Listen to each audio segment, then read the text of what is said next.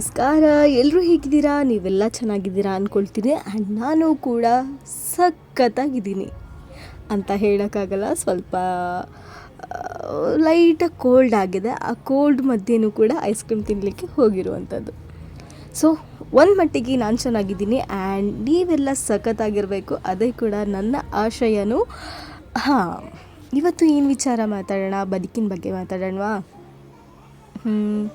ಇವಳೇನು ದೊಡ್ಡ ಮೇಧಾವಿನ ಅಂತ ಎಲ್ಲ ಎಷ್ಟೋ ಜನ ಅಂದ್ಕೋಬೋದು.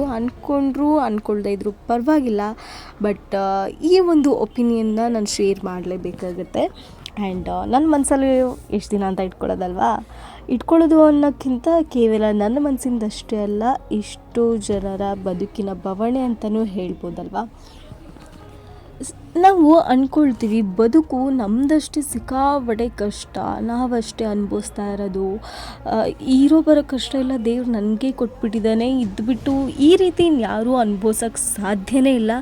ದೇವರೇ ನನ್ನಂಥ ಕಷ್ಟನ ನನ್ನ ಶತ್ರುವಿಗೂ ಕೊಡಬೇಡ ಅನ್ನುವಂಥದ್ದನ್ನು ಎಷ್ಟೋ ಸಲ ನಾವು ಮನಸ್ಸಲ್ಲಿ ಅಂದ್ಕೊಂಡಿರ್ತೀವಿ. ಲೈಕ್ ಹಗಲು ರಾತ್ರಿ ಕಣ್ಣೀರಲ್ಲೇ ಕೈ ತೊಳಿತಾ ಇರ್ತೀವಿ. ನನಗೆ ಎಲ್ಲ ತೊಂದರೆ ಇದೆಯಲ್ಲ, ನನಗೆ ಯಾಕೆ ಈ ಥರ ಮಾಡಿದೆ, ನಾನು ಯಾವ ಜನ್ಮದಲ್ಲಿ ಏನು ಕರ್ಮ ಮಾಡಿದ್ನೋ, ಏನು ಪಾಪ ಮಾಡಿದ್ನೋ, ಇರೋ ಬರೋ ಕಷ್ಟ ನೋವೆಲ್ಲ ನನಗೇ ಬಂದು ಒಕ್ಕರಿಸ್ಕೊಂಡಿದ್ದೆ, ನಾನು ಏನು ಮಾಡಿದ್ದೆ ಅಂಥದ್ದು, ಸಾಕು ಈ ಲೈಫಿಂದ ಮುಕ್ತಿ ಕೊಟ್ಬಿಡು ದೇವ್ರೆ, ನನಗಾಗಲ್ಲ, ಯಾಕೆ ಈ ಮನುಷ್ಯನ ಜೀವನಕ್ಕೆ ತಂದು ನನ್ನನ್ನು ನೂಕು ಬಿಟ್ಟಿದ್ಯಾ ಅನ್ನುವಂಥದ್ದು ಎಷ್ಟೋ ಬಾರಿ ಮನಸ್ಸಲ್ಲಿ ಬರುತ್ತೆ. ಆ ಮನಸ್ಸಲ್ಲಿ ಬರೋದಕ್ಕೂ ಕಾರಣ ಇರುತ್ತೆ. ಯಾಕಂದರೆ ಒಂದು ನಾವು ಬೆಳಿತಿರೋ ಮನೆ ಆಗಿರ್ಬೋದು, ಅಥವಾ ನಮ್ಮನ್ನು ನಾವು ನಮ್ಮದವರು ಮೋಸ ಮಾಡೋದಾಗಿರ್ಬೋದು, ಅಥವಾ ಇವರು ಕೊನೆವರೆಗೂ ನನ್ನ ಜೊತೆ ಇರ್ತಾರೆ ಅನ್ನೋದನ್ನು, ಕೊನೆವರೆಗೂ ಇರ್ತಾರೆ ಅಂತ ಏನು ಅಂದ್ಕೊಂಡಿರ್ತೀವಿ ಅವರು ಕೈ ಕೊಟ್ಟಿರೋದಾಗಿರ್ಬೋದು, ಅಥವಾ ನನ್ನ ಅಣ್ಣ ತಮ್ಮ ಅಕ್ಕ ತಂಗಿ ಬಂಧು ಬಳಗ, ಕೆಲವೊಮ್ಮೆ ನಮ್ಮ ಹೆತ್ತೋರು ನಮ್ಮ ಜೊತೆ ಇರಲ್ಲ. ಅಂಥ ಸಂದಿಗ್ಧ ಪರಿಸ್ಥಿತಿಲಿ ಸಿಕ್ಕಾಕೊಳ್ತೀವಿ. ಆ್ಯಂಡ್ ಆ ಒಂದು ಮನಸ್ಥಿತಿ, ನಮ್ಮ ಬದುಕು ಈ ರೀತಿ, ಇಂಥ ಬದುಕು ನಮಗೆ ಬೇಕಾ ಅನ್ನುವಂತಹ ಮನಸ್ಥಿತಿಗೆ ಬಂದು ಬಿದ್ದುಬಿಡ್ತೀವಿ. ಆ ರೀತಿ ನಮ್ಮ ಸಿಚುವೇಶನ್ಸ್ ಕ್ರಿಯೇಟ್ ಆಗಿಬಿಡುತ್ತೆ. ಲೈಕ್ ನನ್ನ ಲೈಫಲ್ಲಿ ಮುಗೀತು, ಎಲ್ಲನೂ ಮುಗೀತು, ಇನ್ನು ನನ್ನ ಲೈಫಲ್ಲಿ ಯಾರೂ ಇಲ್ಲ, ಇಲ್ಲಿಗೆ ಸಾಕಪ್ಪ ಸಾಕು ಅನ್ನುವಂತಹ ಮನಸ್ಥಿತಿಗೆ ಬಂದು ತಲುಪ್ತೀವಿ. ಅಲ್ಲಿವರೆಗೂ ಕಷ್ಟನ ಅನುಭವಿಸ್ತಾ ಇರ್ತೀವಿ. ಅನುಭವಿಸೋದ್ರ ಜೊತೆಗೆ ಹೀಗೆ ನನ್ನ ಜೀವನ ಎಂಡಾಗಿಬಿಟ್ರೆ, ಮುಗೀತಾ ನನ್ನ ಜೀವನ, ಇಲ್ಲಿಗೆ ನಿಂತೋಯ್ತಾ, ನಾನು ಇಷ್ಟು ವರ್ಷವೂ ಕಷ್ಟಪಟ್ಕೊ ಬಂದಿದ್ದೀನಿ, ಇದು ಅಂತ್ಯನೇ ಆಗಲ್ವಾ, ಇದಕ್ಕೆ ಕೊನೆಯೇ ಇಲ್ವಾ, ಇಂಥ ಲೈಫ್ ನನಗೆ ಬೇಕಾ, ಇನ್ನೂ ನಾನು ಮುಂದೆ ಎಷ್ಟು ವರ್ಷ ಅಂತ ಹಿಂಗೆ ತಗೊಂಡೋಗ್ಲಿ, ನಾನು ಸಾಕಪ್ಪ ಸಾಕು, ಈ ಲೈಫ್ನ ಇಲ್ಲಿಗೆ ಎಂಡ್ ಮಾಡಿಬಿಡ್ತೀನಿ, ಇದ್ರ ಮುಂದೆ ಆಗಲ್ಲ ಅಂತ ಎಷ್ಟೋ ಬಾರಿ ಮನಸ್ಸಲ್ಲಿ ಅಂದ್ಕೊಳ್ತಾ ಇರ್ತೀವಿ. ಬಿಕಾಸ್ ನಾವು ಅನುಭವಿಸ್ತಿರುವಂತಹ ನೋವು, ನಾವು ಅನುಭವಿಸ್ತಿರುವಂತಹ ಕಷ್ಟ, ನಾವು ಅಂದ್ಕೊಂಡಿದ್ದನ್ನು ಮಾಡೋಕ್ಕಾಗ್ತಿಲ್ಲ ಅನ್ನುವಂತಹ ಮನಸ್ಥಿತಿ ಎಲ್ಲನೂ ನಮ್ಮನ್ನು ಹಿಂದಿಕ್ಕೋದಕ್ಕೆ ಶುರು ಮಾಡುತ್ತೆ. ಆದರೆ ನಾವು ಹೇಳೋದು, ಕಷ್ಟ ಮನುಷ್ಯಂಗೆ ಬರದೆ ಮರಕ್ಕೆ ಬರುತ್ತಾ, ಆ ಕಷ್ಟನ ನಿಭಾಯಿಸೋ ಶಕ್ತಿ ನಮ್ಮಲ್ಲಿ ಇದೆ. ಆ್ಯಂಡ್ ಅದನ್ನು ನಾವು ಸೃಷ್ಟಿ ಮಾಡ್ಕೋಬೇಕು. ಕಷ್ಟ ನಮಗೆ ಬರದೆ ಇನ್ಯಾರಿಗೂ ಬರಲ್ಲ, ಅನುಭವಿಸ್ಬೇಕು. ಎಲ್ಲವೂ ನಾವು ಮಾಡಿದ್ದೋ ಮಾಡದೇ ಇರೋದೋ ಗೊತ್ತಿಲ್ಲ. ಎಷ್ಟೋ ಜನ ನಮ್ಮ ಚೆನ್ನಾಗಿರೋ ಲೈಫಲ್ಲಿ ಬರ್ತಾರೆ, ಅಥವಾ ಎಷ್ಟೋ ಜನ ನಮ್ಮ ನಂಬಿಕೆಗೆ ದ್ರೋಹ ಮಾಡ್ತಾರೆ, ಓಕೆ. ಬಟ್ ಏನೇ ಒಂದು ನಮ್ಮ ಲೈಫಲ್ಲಿ ಆಗ್ತಾ ಇದೆ ಅಂದ್ರೂ ಅದು ನಮ್ಮ ಬದುಕಿಗೆ ಒಂದು ಪಾಠ. ನೀವು ಅಬ್ಸರ್ವ್ ಮಾಡಿ, ನಮ್ಮ ಲೈಫಲ್ಲಿ ಏನೋ ಒಂದು ಆಗ್ತಿದೆ, ಏನೋ ಒಂದು ಮೋಸ ಆಯಿತು, ಅನ್ಯಾಯ ಆಯಿತು, ದ್ರೋಹ ಆಯಿತು, ಕಷ್ಟದ ಮೇಲೆ ಕಷ್ಟ ನನಗೇ ಬರ್ತಿದೆ, ದಿನ ಬರೀ ನಾನು ನೋವಲ್ಲೇ ಅನುಭವಿಸ್ತಾ ಇದ್ದೀನಿ, ಇಲ್ಲಿಗೆ ನನಗೆ ಆಗ್ತಿಲ್ಲ, ಸಾಕು ಜೀವನ, ಇನ್ನೇನೂ ಬೇಡ ಅನ್ನುವಂತಹ ಮನಸ್ಥಿತಿಗೆ ತಲುಪಿದಾಗಲೆಲ್ಲನೂ ಕೂಡ ನಾವು ಹೊಸದೊಂದು ಪಾಠವನ್ನು ಕಲಿತಾ ಇರ್ತೀವಿ.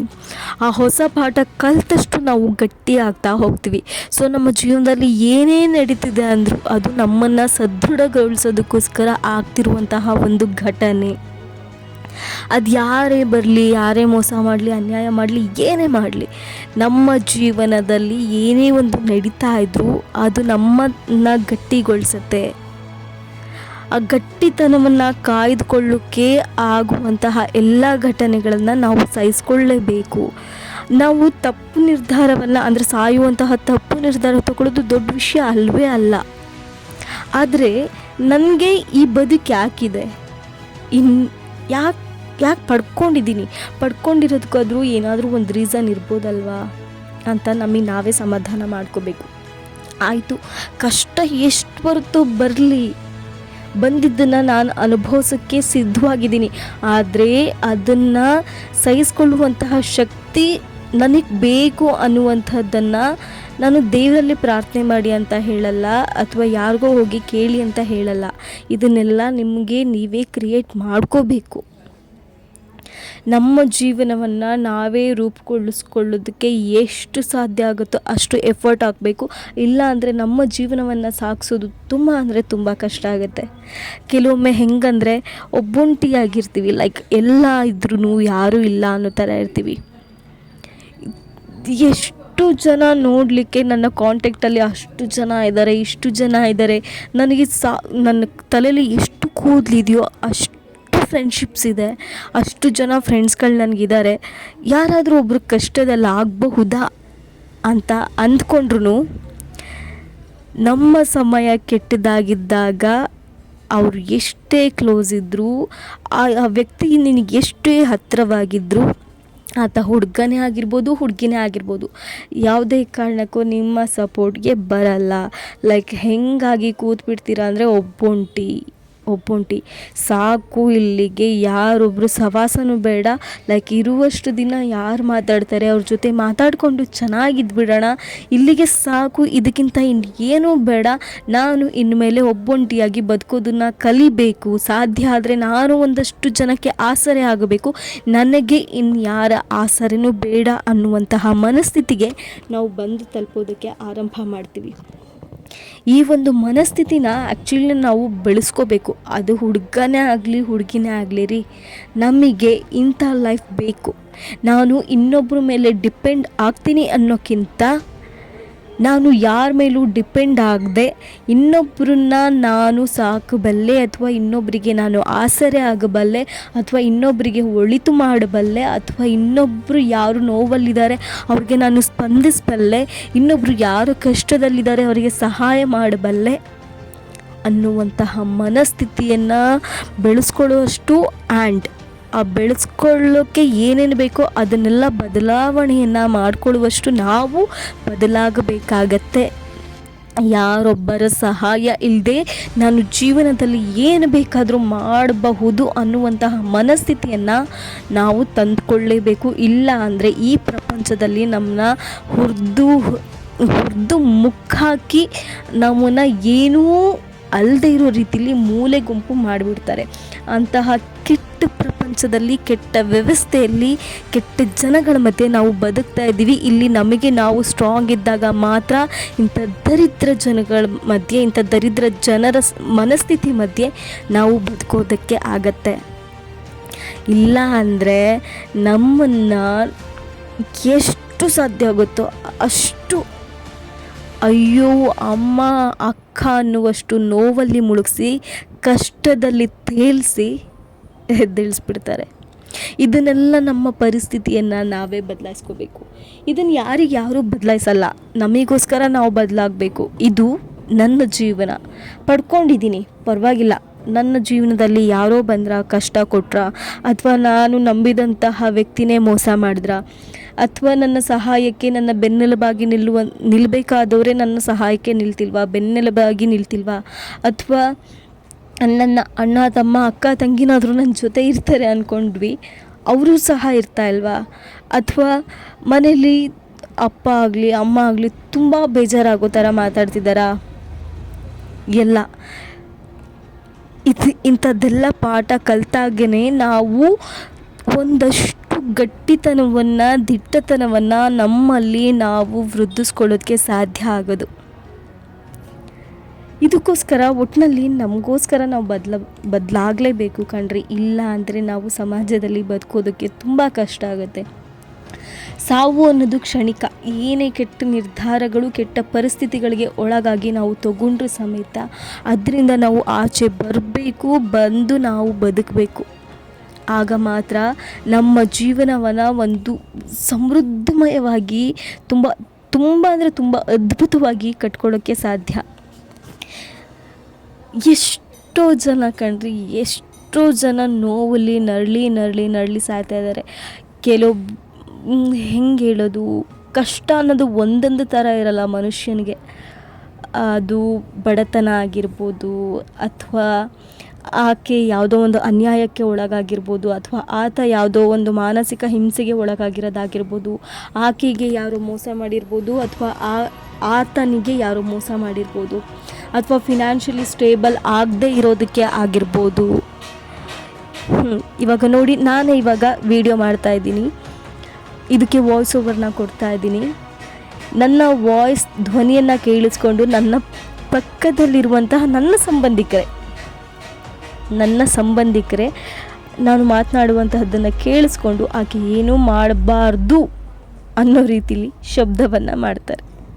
ಹಾಗೆ ಪ್ರತಿಯೊಬ್ಬರ ಜೀವನದಲ್ಲೂ ನೀವೇನೋ ಮಾಡ್ತಿದ್ದೀರಾ, ಏನೋ ಮಾಡಲಿಕ್ಕೆ ಹೊರಡಬೇಕು ಅನ್ನುವಾಗ ಯಾವುದಾದ್ರೂ ಒಂದು ರೀತಿಲಿ ಅಡೆತಡೆ ಮಾಡ್ತಾ ಇರ್ತಾರೆ. ಆ್ಯಂಡ್ ನೀನು ಮುಂದೆ ಹೋಗಬಾರ್ದು ಅನ್ನೋ ರೀತಿಲಿ ಯಾವುದಾದ್ರೂ ರೂಪದಲ್ಲಿ ನಿಮಗೆ ಅಡ್ಡಿ ಆಗ್ತಾನೆ ಇರ್ತಾರೆ.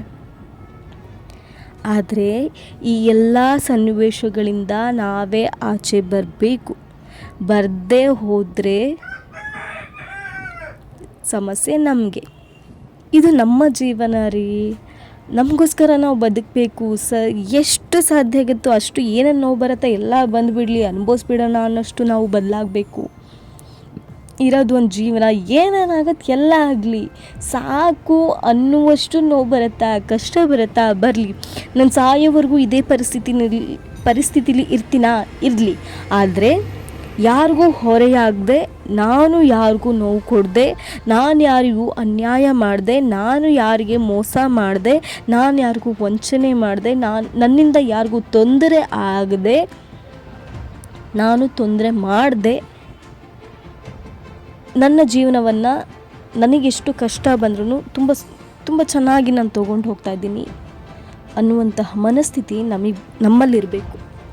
ನಮಗೆಷ್ಟೇ ತೊಂದರೆ ಆದ್ರೂ ನಾನು ಯಾರೊಬ್ಬರಿಗೂ ತೊಂದರೆ ಮಾಡಿಲ್ಲ, ಅನ್ಯಾಯ ಮಾಡಿಲ್ಲ, ಮೋಸ ಮಾಡಿಲ್ಲ, ವಂಚನೆ ಮಾಡಿಲ್ಲ, ಏನೂ ಮಾಡಿಲ್ಲ, ನಾನು ಯಾರಿಗೂ ತೊಂದರೆ ಕೊಟ್ಟಿಲ್ಲ ಅನ್ನುವಂತಹ ಮನಸ್ಥಿತಿ ನಮಗಿರಬೇಕು. ಸರಿ, ನಮಗೆ ಯಾರೊಬ್ಬರಿಂದ ಎಷ್ಟೇ ಬೇಜಾರಾಗತ್ತಾ, ಹರ್ಟ್ ಆಗುತ್ತಾ, ಏನಾಗತ್ತಾ ಆಗಲಿ, ಎಷ್ಟು ದಿನ ಆಗಬಹುದು, ಆಗೋ ಅಷ್ಟು ದಿನಕ್ಕೂ ಅದೇನೇನಾಗುತ್ತೆ ಎಲ್ಲ ಆಗಲಿ ಅನ್ನೋದನ್ನು ಬಿಟ್ಟುಬಿಡಬೇಕು. ನಾವು ಯಾವಾಗ ಆಗಲಿ ಅನ್ನೋದನ್ನು ಬಿಡ್ತಾ ಹೋಗ್ತೀವಿ, ಬಿಟ್ಟಾಗ ಇವನಿಗ ಎಷ್ಟು ಕಷ್ಟ ಕೊಟ್ಟರು ಅಷ್ಟೇ, ಎಷ್ಟು ಹಿಂಸೆ ಕೊಟ್ಟರು ಅಷ್ಟೇ, ಯಾವುದೇ ಕಾರಣಕ್ಕೂ ಬಗ್ಗಲ್ಲ, ದೊಡ್ಡ ಬಂಡು ಜೀವ ಅದು ಅಂದ್ಕೊಂಡು ಹಿಂಸೆ ಕೊಡೋರು, ಕಾಟ ಕೊಡೋರು, ಮೋಸ ಮಾಡೋರು ಎಲ್ಲ ನಿನ್ನಿಂದ ದೂರ ಆಗ್ತಾ ಹೋಗ್ತಾರೆ. ಯಾಕಂದರೆ ನೀನು ಯಾವಾಗ ನಿನ್ನ ಗಟ್ಟಿತನ, ನಿನ್ನ ದಿಟ್ಟತನವನ್ನು ತೋರಿಸ್ತಾ ಹೋಗ್ತೀಯಾ, ಆವಾಗ ಸಮಸ್ಯೆಗಳು ತಾನಾಗಿಯೇ ಹಿಂದೆ ಸರ್ಕೊಂಡು ಹೋಗುತ್ತೆ. ಆದರೆ ನಮ್ಮ ಜೀವನದಲ್ಲಿ ನಾವು ಕಲ್ತ್ಕೋಬೇಕಾಗಿರೋದು ಇಷ್ಟೇ, ಸಮಸ್ಯೆ ನಮಗೆ ಬರದೆ ಇನ್ಯಾರಿಗೂ ಬರಲ್ಲ. ಸಮಸ್ಯೆ ಅನ್ನೋದು ಸರ್ವರಿಗೂ ಸಾಮಾನ್ಯ. ಸಮಸ್ಯೆ ಅನ್ನೋದು ಸರ್ವರ ಪಾಲಿನ ಒಂದು ರೀತಿಯ ಕೊಡುಗೆ ಅಂತ ಅನ್ಕೋಬೋದು. ಅದು ಒಂಥರ ಗಿಫ್ಟ್ ಥರ ಸಮಸ್ಯೆ ಅನ್ನೋದು. ಅದರಲ್ಲೂ ಯಾರಿಗೆ ಎಸ್ಪೆಷಲಿ ಸಮಸ್ಯೆ ಅನ್ನೋದು ಜಾಸ್ತಿ ಇರುತ್ತೆ ಅಂದರೆ, ಯಾರು ನೋವು, ಕಷ್ಟ, ದುಃಖದಲ್ಲಿರ್ತಾರೋ ಅಂಥವರಿಗೆ ಇನ್ನೂ ಸಮಸ್ಯೆ ಜಾಸ್ತಿ.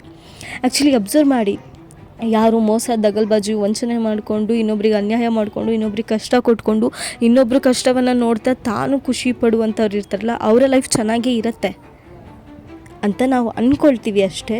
ಒಂದಲ್ಲ ಒಂದು ರೀತಿಯಲ್ಲಿ ಅವರು ಕೂಡ ಅನುಭವಿಸ್ತಾ ಇರ್ತಾರೆ. ಅವರು ಕೂಡ ಸಮಸ್ಯೆ ಸೃಷ್ಟಿಗೆ ಕಾರಣ ಆಗಿರ್ತಾರೆ, ಅಥವಾ ಸಮಸ್ಯೆಯ ಸುಳಿಯಲ್ಲಿ ಅವರು ಸಿಕ್ಕಾಕ್ಕೊಳ್ತಾರೆ ಒಂದಲ್ಲ ಒಂದು ರೀತಿ. ಹಣಕಾಸಲ್ಲಿ ಚೆನ್ನಾಗಿದ್ದವರು, ಇನ್ಯಾವುದೋ ರೀತಿ ಅನ್ಯಾಯ ಮಾಡಿ, ಮೋಸ ಮಾಡಿ ದುಡ್ಡು ಮಾಡಿದವರು, ಆರೋಗ್ಯ ಸಮಸ್ಯೆ ಇರ್ಬೋದು, ಅಥವಾ ಏನೇ ಒಂದು ಆರೋಗ್ಯ ಆಗಿರ್ಬೋದು, ಅಥವಾ ಮನೇಲಿ ನೆಮ್ಮದಿ ಇಲ್ಲದೆ ರೀತಿ ಆಗಿರ್ಬೋದು, ಅಥವಾ ಇನ್ನೊಬ್ಬರ ಹತ್ರ ಕಿರಿಕಿರಿ ಆಗಿರ್ಬೋದು, ಜಗಳ ಆಗಿರ್ಬೋದು, ಯಾವುದೋ ಒಂದು ರೀತಿಲಿ, ಎಲ್ಲ ರೀತಿಯಲ್ಲೂ ಹೊರಗಡೆ ಪ್ರಪಂಚಕ್ಕೆ ನಾನು ಚೆನ್ನಾಗಿದ್ದೀನಿ ಅಂತ ತೋರಿಸ್ಕೊಂಡ್ರು ಆ ವ್ಯಕ್ತಿಯಲ್ಲೂ ಎಷ್ಟೋ ರೀತಿಯ ಸಮಸ್ಯೆಗಳಿರ್ತವೆ. ಆ ಸಮಸ್ಯೆಯನ್ನು ಹೊರಗಿನ ಪ್ರಪಂಚಕ್ಕೆ ಮುಖವಾಡ ಹಾಕ್ಕೊಂಡು ಬದುಕುವಂತಹ ಮನಸ್ಥಿತಿ ಉಳ್ಳವರು ಇರ್ತಾರೆ. ಸೊ ನಾವು ನಮಗೋಸ್ಕರ ಬದುಕಬೇಕು, ಇನ್ಯಾರೋ ಒಬ್ಬ ವ್ಯಕ್ತಿಗೋಸ್ಕರ ಅಳೋದು ಅಥವಾ ಇನ್ಯಾರಿಗೋಸ್ಕರನೋ ನಾವು ಅಯ್ಯೋ ಹಿಂಗಾಯಿತು ಅಂತ ಯೋಚನೆ ಮಾಡೋದ್ರಿಂದ ಏನೂ ಉಪಯೋಗ ಇಲ್ಲ. ಗೊತ್ತಿಲ್ಲ, ಈ ವಿಷಯನ ಹೀಗೆ ಹಂಚ್ಕೋಬೇಕು ಅನ್ನಿಸ್ತು, ಹಂಚ್ಕೊಂಡೆ. ಇದು ನನಗನ್ಸಿದ್ದು ಪರ್ಸ್ನಲಿ, ಯಾಕಂದರೆ ಅದು ಯಾರು ನೋವಲ್ಲಿರ್ತಾರೆ, ಆ ನೋವಲ್ಲಿದ್ದವ್ರಿಗೆ ರಿಯಲ್ಲಾಗಿ ನಿಜವಾಗ್ಲೂ ಈ ಮಾತು ಅರ್ಥ ಆಗತ್ತೆ. ಆ್ಯಂಡ್ ನನ್ನನ್ನೇ ಆಗಲಿ, ನಾನು ಎಷ್ಟು ಹೊರಗೆ ಬರ್ತೀನಿ, ಎಷ್ಟು ಹೊರಗೆ ತೊಗೊಂಬರ್ಲಿಕ್ಕೆ ಟ್ರೈ ಮಾಡ್ತೀನಿ. ಆ್ಯಂಡ್ ನನಗೋಸ್ಕರ ನಾನು ಬದುಕಬೇಕು ಕಣ್ರಿ, ಇನ್ಯಾರಿಗೂ ಬದುಕ್ಬಿಟ್ಟು ನಾನೇನು ಮಾಡಬೇಕು, ಇರೋದು ನನ್ನೊಂದು ಲೈಫು, ಇರೋಷ್ಟು ದಿನ ನನ್ನನ್ನು ನಾನು ತೃಪ್ತಿಯಾಗಿ ಇಟ್ಕೊಂಡು ಯಾರಿಗೂ ಮೋಸ ಮಾಡಿಲ್ಲ ಅನ್ನುವಂತಹ ಮನಸ್ಥಿತಿಲಿ ನಾನು ಸಾಯ್ತಿದ್ದೀನಿ ಅಂತಂದರೆ ಅದಕ್ಕಿಂತ ಖುಷಿ ವಿಚಾರ ಇನ್ನೇನಿದೆ ಅಲ್ವಾ? ನಾನು ಯಾರಿಗೂ ಮೋಸ ಮಾಡಿಲ್ಲ, ಅನ್ಯಾಯ ಮಾಡಿಲ್ಲ, ಏನೂ ಮಾಡಿಲ್ಲ ಅನ್ನೋಂಥ ಒಂದು ತೃಪ್ತಿ ಇರುತ್ತಲ್ಲ, ನಮ್ಮ ಜೀವನವನ್ನು ಎಲ್ಲಿಗೋ ಕರ್ಕೊಂಡು ಹೋಗುತ್ತೆ. ಸೊ ಜಸ್ಟ್ ಹಂಗೆ ಇದನ್ನು ವೀಡಿಯೋ ಮಾಡಬೇಕು ಅನಿಸ್ತು. ನಾನು ನೋಡಿ ಅಷ್ಟು ಕೋಲ್ಡ್ ಆದರೂ ಕೂಡ ಬಿಟ್ಟಿಲ್ಲ. ನೆನ್ನೆ ಆ್ಯಕ್ಚುಲಿ ಮೆಡಿಕಲ್ ಟೆಸ್ಟಿಗೆ ಹೋಗಿದ್ನಲ್ಲ, ಹಾಗೆ ನೋಸ್ ಬ್ಲಾಕ್ ಆಗಿತ್ತು ಅಂತ ಹೋಗಿದ್ದೆ. ಅದೇನೋ ಸ್ಪ್ರೇ ಮಾಡಿದ್ರು ಕ್ಯಾಮ್ರಾ ಹಾಕೋಕ್ಕೂ ಮುಂಚೆ. ಸ್ಪ್ರೇ ಮಾಡಿದ್ಮೇಲೆ ಇರೋದ್ರಲ್ಲೂ ಇನ್ನೂ ಕೋಲ್ಡ್ ಆಗೋಯಿತು. ಆ ಕೋಲ್ಡ್ ಹೋಗಿಲ್ಲ. ಆ ಶೀತದಲ್ಲಿನೇ ಒಂದಷ್ಟು ಐಸ್ ಕ್ರೀಮ್, ಒಂದಲ್ಲ ಎರಡಲ್ಲ, 2 ಸ್ಲ್ಯಾಬು, ಒಂದು ಚಾಕ್ಲೇಟ್ ಫ್ಲೇವರ್ ಹಾಗೆ ಇನ್ನೊಂದು 3-in-1 ಐಸ್ ಕ್ರೀಮ್ ತೊಗೊಂಡು ತಿಂದಿದ್ದಾಯಿತು. ಸೊ ಫ್ರೆಂಡ್ಸ್, ಯಾರೆಲ್ಲ ನನ್ನ ವೀಡಿಯೋಸ್ ನೋಡ್ತಿದ್ದೀರಾ, ಯಾರೆಲ್ಲ ಸಪೋರ್ಟ್ ಮಾಡ್ತಿದ್ದೀರಾ ಅವ್ರಿಗೆಲ್ಲ ಥ್ಯಾಂಕ್ ಯು ಸೋ ಮಚ್ ಅಂತ ಹೇಳ್ತಾ, ಇದೇ ರೀತಿ ವೀಡಿಯೋಸ್ನ ನೋಡ್ತಾ ಇರಿ, ಲೈಕ್ ಮಾಡಿ, ಶೇರ್ ಮಾಡಿ, ಕಮೆಂಟ್ ಮಾಡಿ. ಆ್ಯಂಡ್ ವೀಡಿಯೋಸ್ ಬಗ್ಗೆ ನಿಮ್ಮ ಅಭಿಪ್ರಾಯ ಏನು, ಆ್ಯಂಡ್ ನಾನು ವೀಡಿಯೋಸ್ನ ಯಾವ ರೀತಿ ಎಲ್ಲ ಬದಲಾಯಿಸ್ಕೋಬೋದು, ಯಾವ ರೀತಿ ವೀಡಿಯೋಸ್ ಮಾಡಿದ್ರೆ ಚೆನ್ನಾಗಿರುತ್ತೆ ಅನ್ನೋದನ್ನು ತಿಳಿಸಿ ಅಂತ ಹೇಳ್ತಾ ಈ ವಿಡಿಯೋನ ಇಲ್ಲಿಗೆ ಎಂಡ್ ಮಾಡ್ತಿದ್ದೀನಿ. ಎಲ್ರಿಗೂ take care, bye, love you all.